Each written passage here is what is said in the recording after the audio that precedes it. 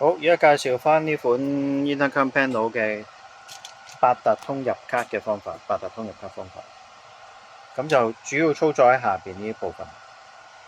咁而家試呢張卡咧未入嘅發卡，咁你見到咧係話俾你唔成功嘅，嘟嘟嘟，同埋一樣個 keypad 係行緊 standby 狀態 ，panel 顯示冇發到卡嘅，因為唔會成功到。咁而家入卡，先入 program mode， 升6個9。入咗 program mode 之後，如果成功啱嘅話咧，佢依眼燈會 hold 住。如果聽到嘟嘟嘟或者眼燈閃咧，就唔好繼續試啦，因為根本入唔到 program mode。咁而家咧，我個功能鍵就係1號入卡。咁跟住咧，我哋要俾個用戶編號佢嘅。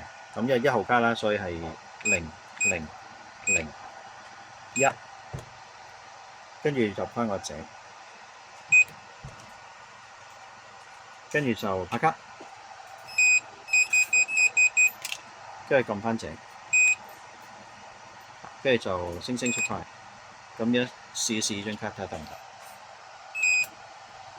聽到佢跳 relay 㗎，呢度咧都係顯示開門已鎖啦，門已開嘅，再試過拍卡，門鎖已開，請進入。